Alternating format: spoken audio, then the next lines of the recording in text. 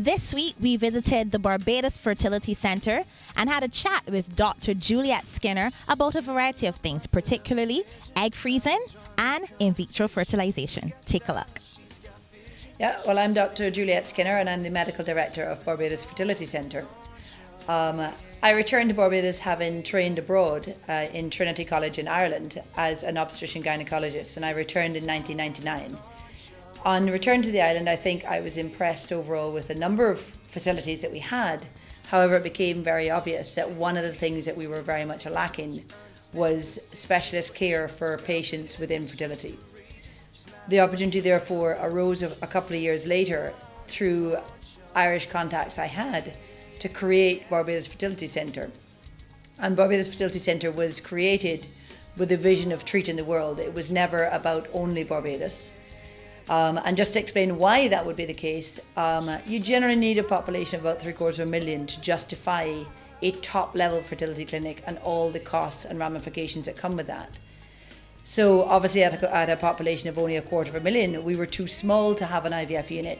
And at that point, patients in Barbados who needed fertility care would have travelled overseas. Instead, the vision was that if we created a top-level centre here, patients would come to us from other countries, and it would allow Barbadians the option of having a world-class fertility centre on their doorstep. Indeed, that's exactly what has happened, and ever since really the clinic opened in 2002, and from about 2005 onwards, our statistics have been that 85% of who we treat travel to us for care. What is the process of freezing eggs? Let's start with explaining the process of IVF itself. So with IVF, we stimulate a lady to produce eggs. During that phase, at the end of the first week, there will be ultrasounds done to assess the growth of follicles. Then we're going to get to the point where we retrieve the eggs through a minor procedure done with the patient sedated. It's a day case process where we then get the eggs directly from the ovaries. In normal circumstances where a couple are desirous of achieving a pregnancy at that point, we would then fertilise those eggs with the male partner sperm and then culture the embryos, and 3 or 5 days later transfer embryos back into the uterus. In the case of egg freezing, in this case, a woman is at the point where she doesn't want to conceive at that point, but is electively going to stimulate and harvest eggs where we will then store those eggs for future use. So you might ask, why would you do that? Because as a woman ages, her number and quality of eggs are going to decline. So the IVF success rates are very, very different for someone at 32 versus 39 versus 42.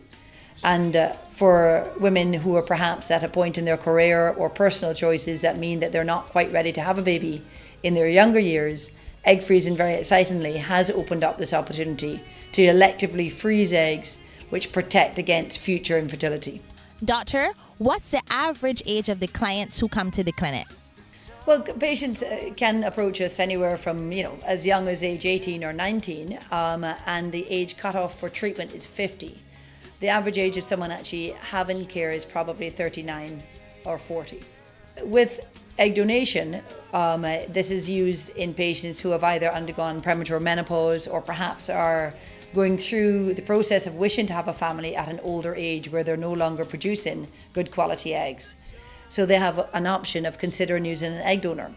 So an egg donor is chosen from the optimal fertility bracket. So they're between 18 and 35 years of age. They have to have a normal ovarian reserve.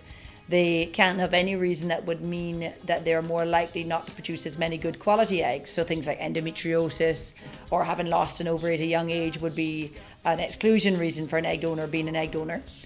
And these women come forward and volunteer to be egg donors. They go through the screening process, and then they will go through the process of IVF to help another lady become pregnant. So at the point of the removal of those eggs from that donor's body at the egg retrieval, those eggs are then fertilised with the recipient's partner's sperm, and the embryo is transferred back into the recipient, who then obviously continues to carry that pregnancy and deliver that baby. So, of patients that come forward for fertility care, there are going to be some patients that we don't need even IVF, that they may be simple means to achieve a pregnancy, such as ovulation induction or intrauterine insemination. But a cornerstone of fertility management will always be IVF. Of all the IVF cycles, the majority of cycles are going to be with a couple in question where we're going to be using her eggs and his sperm. But then there will be probably 15 or 20% of IVF cycles that involve the use of an egg donor or potentially sperm donor. And then more and more we are seeing patients electively egg freezing. So egg freezing now probably only accounts for maybe 5% of what the clinic does, but that is a number that we expect to grow quite substantially now that egg freezing has become a scientific reality. How important do you see your work in the fight towards female empowerment? You know, for a woman, having a family is very important to her. And I think that in the case of patients who choose to build a career, as is now the norm, to go to university, build a career, and then to wish to have the family at that point, IVF in this case may become the empowerer, if you like, in terms that it allows her to still be able to have a baby at an older age in life. The Barbados Public Workers Cooperative Credit Union, this is where you belong.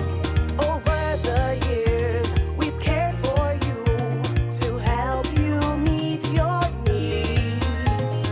Trustworthy, dependable, so you can grow financially. The Barbados Public Workers Cooperative Credit Union, excellent service, all values strong. Barbados Public Workers Cooperative Credit Union, this is where you belong.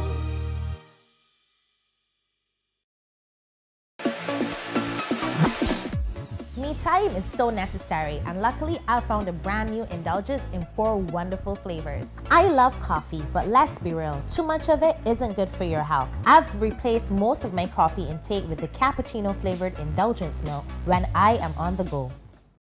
Breakfast, lunch, and dinner, fresh all day at BK. Freshly prepared tradition, in every bite perfection. With 100% beef, flame grilled over real flames, great tasting, high quality, affordable food, and our speedy service. Breakfast, lunch, and dinner, fresh all day at BK. Them to your satisfaction, and we have our selection. Family-friendly dining at any of our 4 locations, and we cater to children's parties on Sundays at Sky Mall. Breakfast, lunch, and dinner, fresh all day at BK. We're shooting today from the beautiful location of Burger King. This is their newest location, and they're located at the Dome Mall, Warrens. I'm joined here by 3 beautiful women. To my left, we have Miss Sharice Rock, and she's a mother, a teacher by profession, and she loves to cook. To my right, we have Miss Nyambi Boyce, and she is a mother, a teacher by profession. She's also bilingual, and she's learning Chinese. Thank you so much for joining me, ma'am. You're welcome. To Nyambi's right, we have Miss Diona Brown. She's no stranger to the show. She is a former teacher by profession. She's now headed off to the Hugh Wooden Law School with hopes and aspirations of being one of Barbados's lawyers. Thank you so much for joining me, Diona. Very opinionated you are. And it's always good to be on Toni Thorne show. In our office, there was a conversation about the expensive things that parents are buying for children and what we are really teaching children. They say that the first teacher for a child is the parent. And I wanted to have this discussion particularly with teachers by profession because y'all have the first-hand experience of dealing with children. Do you see a shift from when we would have gone to school in terms of what the values that parents are teaching children? A lot of them misguiding children. I think we have to strike a balance. It has to be affordability, of course, look, and quality. Because you don't want to buy something that is expensive that is still going to, I'd better say, mash up in less than a term. So you have to strike that balance. Do you think that there's a definite rise in the amount of parents that are putting emphasis not just on quality but on particularly brand name? Of course, he got I won't call the names, but they're the popular bags that everybody must have or think they must have. But in my classroom, you're going to find children with the popular bags and the not so popular bags, and everybody's still going to get along and still going to learn. No, it's a similar sentiment to Sharice. You get all types. Yes, I find there's too much of a focus on brand names because then the children do come to school and compare bags. Like, you got that one, but that one was from last year, but I got this one, because they do it. So I actually had to ban children from doing it. Because then I had to almost, I don't know, for lack of a better, stoop down and say, but did you buy those? Because I was wearing Clarks on the day I heard it. I said, these are Clarks. Can you buy these? Yeah, yeah. You can't buy those. So you can't criticize somebody else because it's not coming from their pockets. It's what the parents can afford. Yeah. What about you, Diona? Well, with the age group of children that I taught when I was at school, it wasn't a major factor for them because they were so young. They were just happy to have a bag. So it's like, yeah, I got my pretty bag, and I got my pretty bag, and they might be cartoon themed or whatever. But it wasn't, the brand name didn't play that big a role for the children given the age group. I think it may have made a difference for the parents what they gave to the children, but in the classroom it made no difference to those children what bag they had. Want to ask the two of you, because you are mothers, how do you strike that balance between giving your child something that's quality and not wanting them to be bullied? I don't have an issue with my son in terms of bullying. And I don't necessarily buy him quality school shoes because I know the type of child he is. He plays football every evening after school. So it makes no sense to spend $150 on a pair of shoes when I can go and buy a $60 pair every term. It's easier from that way. It makes more sense to me that way because he is going to destroy them. It is going to happen regardless of the brand. Playing football every day, he's going to destroy them. So in terms of shoes, I don't have an issue with him, and he understands that. I sat him down and I explained to him, it makes no sense to buy me those because it's not going to last. I have a daughter, and coming up, she went through stages.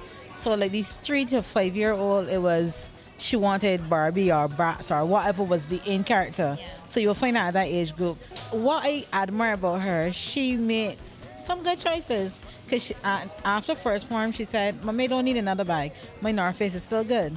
So she took that for 2 years. She's in third form now. She had a pair of shoes in first and second form. And both shoes are still good. She had K-Swiss, and then she had a pair of Nikes. I didn't really like the Nikes last year, but I have to pick my battles. It makes no sense fighting over a pair of shoes when they look good. They're black. They're sensible shoes. And their last boy was so proud of that. She chose those shoes. These things are good. She said, Mommy, don't need shoes this year. So when you instill certain things in your children, you get those kind of... How many instances do you encounter in your profession where there are so many parents that cannot afford but are giving or encouraging their children to live this life? Well, I encountered a child who said she was not going to school until she got X bag and X shoe. How old she is? She was probably in first form or something, or second form. But no, she would definitely need a job. It's all well and good to give children nice things, but I find parents nowadays reward children for nothing, for mediocrity. Yeah. That is my line. I tell my son all the time. I do not reward mediocrity. I told my daughter, if you stop down, this is it. If you stop down, that's your business. All class, all uniform. The only thing new you're getting is a pen. Until we come to that place where we accept then that child with keys can still go to the college, then we will on our way. Then we will on our way to finding solutions to issues like these. My main thing in this discussion, you have to strike a balance as a parent. You have to buy something that you can afford, nothing that you got to take on a mortgage for. Something that is durable, that will last, has been tested, tried, and true. Any final words for persons that are listening out there? I just think parents need to place more emphasis on the true reason for going to school. Developing your social skills, developing your cognitive skills and such. Parents, teachers, everybody needs to work together to ensure that the foundation that a child gets is one that is strong enough to carry them through and keep them stable and humble and strong enough to get through and come out on a high. Don't cover your neighbors anything. So this is what you have, baby. This is what you're going to wear to school. Don't worry about John Brown's. You don't know what John Brown mother had to do to get them shoes. And mommy ain't doing it. Thank you so much for joining me. We plus you equals awesome. time to rethink creative with IDS Creative Inc., your dedicated digital media and marketing partners. From logo design, brand development, advertising and social media, website design and marketing, your thoughts or know-how, big results.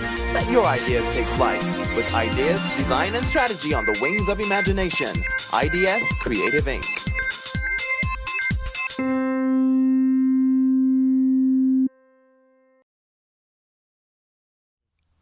We can't forget Jewelers Warehouse, jewelry of the episode.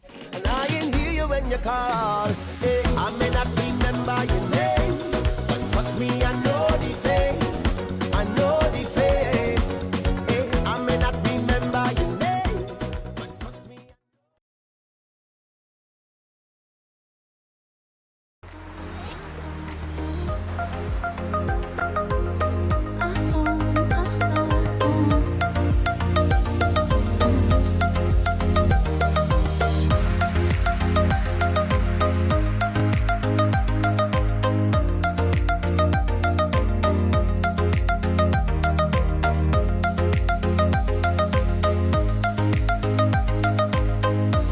Sun Collection Designer Eyewear. Visit us at Lime Grove and Sharton Law, Barbados.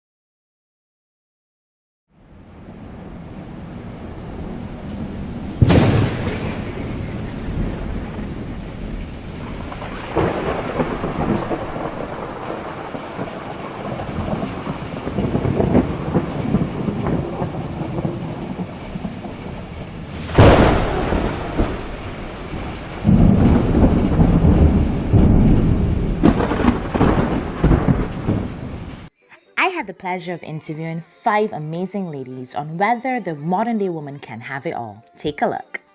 Welcome to the Stansfield Scott Tea Time segment. I'm joined here by 5 wonderful women and we're sipping on some Scarlet Dark available from Stansfield Scott. Hi ladies, how are you? Hey. And I'm here with my beautiful stylist of Scarlet by Carlos Lincoln, and she's using the Garnier Whole Blends line. We can smell it here, it's amazing, so you need to check it out. I want you to tell our audience who you are.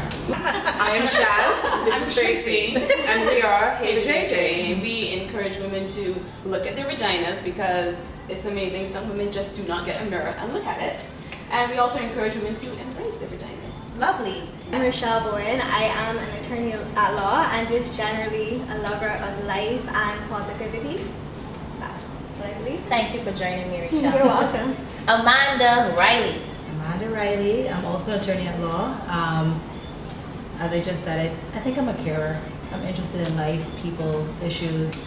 I'm way too opinionated, but you know, Not such a thing. No such thing. Somebody has to be. So. I'm an attorney at law, consultant. Toni knows me as the ever fun friend. Crazy one. Always down, yes. Always ready for one. turnout. Always ready for the turnout, as my 2 roommates here know. And yeah, that's me. Is it possible for the modern day woman to have it all? As a mom, I would say I think I'm the only one with a kid here. Yeah. I have, right. So I have a 5-year-old son, and I work in the entertainment industry for on the radio stations, and it is very difficult to have it all. I think it is possible, but unfortunately sacrifices have to be made in order to do that. Because I'm a single mom as well, so it is hard and a lot more responsibility and a lot more asked of me as a mom. So little things like school, picking up my sons, school finishes at 3:30. Yeah. My job finishes at 4:30. Doesn't I mean, work. I'm in the radio station actually finishes, well, it doesn't finish. Yeah. So what happens with me, I have to pick up my son.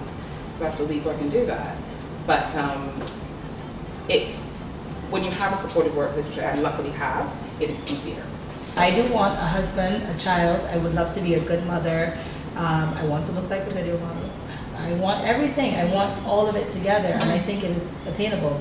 It just might not be in the time frame that I once thought. It might not be in the parameters that I once thought, but I still think that it's achievable. You can have everything. You can be successful, beautiful, smart, intelligent, everything all together. What about you, Ayo?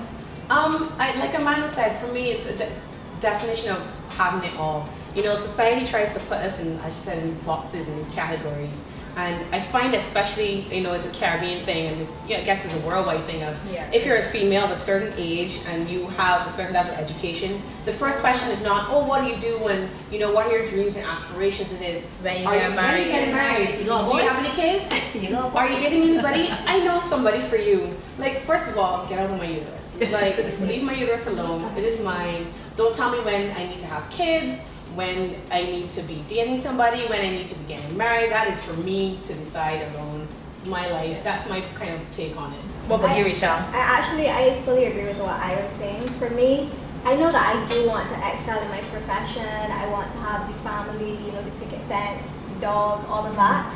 But I find when you get older, as time goes on, actually what you want, it shifts sometimes. And then you're happy in that moment with where you are, even though what you thought you wanted isn't what you have at the moment. Yeah. So I think once you have that content and that happiness, that's what's most important. And somebody said to me, you can have it all, just not all at once. That's true as well. I like that. What challenges do you think a lot of young women have in trying to, in their misconceptions of what having it all is, and two, in their pursuit of having it all? I honestly think that we are pressured a lot by society, what we were all talking about earlier, how we should look. By a certain age, we should have a house, we should be married, we should have kids by before 30. Yeah. That is so much pressure. I mean, from my background, I was married for 8 years, got divorced, and I felt like my whole life started over. And even in that process, the person I was 8 years ago, wanting all of that, because I had all that pressure on me. Got married at 23. I have to have 2 kids before 30. Like, we need to have a house, we need to buy land. This was the pressure, and I felt that. Now, I feel a completely different woman, because What's I feel like a different woman? The completely different woman is being happy with this, being present, enjoying this moment, loving me, loving my career. I actually wrote on my blog recently, because I have a blog called My Eggs, My Choice, where I froze my eggs. And some women are like, why would you do that? And don't you want family? And trust God, you can get those babies. And I just feel like, I just want peace of mind. I want to put those eggs aside so that when I get there, I can think about those babies if I want to. I can be honest with you and say that I never had the whole like, I need to have a baby.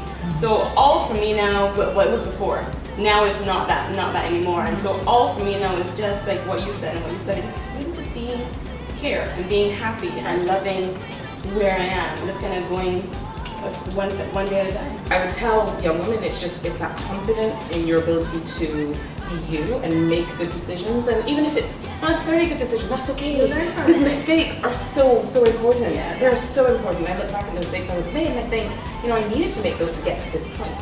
So I think young women need to trust themselves and trust that intuition that you have, that a lot of the time we don't listen to. We're told not to listen to. It's so emotional. Oh, women are so emotional. We don't embrace. Don't listen to your gut. Yeah. The world's over. Oh no, what have I done? Everything's so much. Right. Rather than being in that now, in that moment, listening to your intuition and being happy. I actually agree. It's the same pressure from society to look a certain way. I mean, I'm not against anyone enhancing themselves, to look how they choose to look. But I don't think a lot of people, I don't know if they're happy with who they are. If they feel like they have to look like how people on TV look, basically, the video models and whatnot. Which doesn't always mean that you're not happy. You might just like that. But I think that I like it. I want it. Yeah. Absolutely. But I think that is one challenge, biggest challenge. What do you think about the social media though? I find that that is a very big pressure. Like I was with a friend of mine, and I know she's not going to saying this because I told her that I was videotaping on. I asked for permission, and she was going through Instagram, and I heard her was saying on that, and I heard her say, "Oh my God, this girl has everything."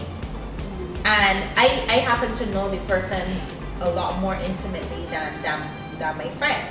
And I said, no, she doesn't. She has what you are saying she has everything because you're seeing her Instagram, but you don't Honestly, know. That's something that we talk about all the time. You know, everybody has a group chat, and our Yeah, group yeah, chat, yeah. that's something that we talk about all the time because you see snippets of people's lives course. and you assume Yeah. that is everything. Yes. But you don't know, if her man horning her or she Yeah, has nowhere to yeah. live or she's Right. not working. You don't know Yeah. what's happening. You just see this one snippet and assume And you that get that is confused, everything. and that adds to the pressure. In my Absolutely. opinion, adds to the pressure. In conclusion, what would you advise your 16-year-old self? Looking back, no. Listen to your mother. Oh yeah. She knows what she's talking about. Take her seriously. Honestly, the advice that you get from people is because they've been there. So my thing would be focus now on the development of yourself. This too shall pass. You're not going to be this stage in your life forever. You have a very limited amount of time to maximize your potential, and it is in those years that you start to bloom and become who you are. So focus on yourself. I think Michelle Obama said it. She was like, don't worry about them little boys, don't worry about them little boys. They will always be little boys. Trust me, when you're 40, they will still be little boys. Worry about it. They will come. Work on developing yourself. Just focus on you, not to let. And you know what? I'll admit it. At 16, you kind of worry about the guys and stuff, and it's so irrelevant, to be honest. I mean, you're focused on school as well, but things that you worry about at that age, you realize as an adult that you had nothing to worry about, really. Not when you're growing up, you have to worry about bills and all kinds of things. Yeah. To be 16 would. Yeah. Any closing remarks? Trust your journey. Everybody's journey is different. Don't use one measuring stick.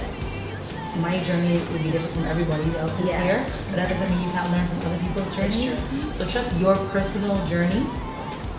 All is your definition of all. And don't feel as though you have to fit yourself into any kind of box. Do what you need to do for yourself. Define what your life is going to be. Define it could be a box, it can be a circle, it could be a triangle, it could be a pyramid, it could be an octagon, it can be anything you want it to be, any shape you want it to be. Life is fluid. People change, and don't be afraid to do you and find what works best for you. That is all. Thank you so much for joining me, ladies. Cheers. Cheers. She can't because she's I'm all about that. You need to chat. I did my whole master's on it. Yeah. Thank you and good night. God bless you.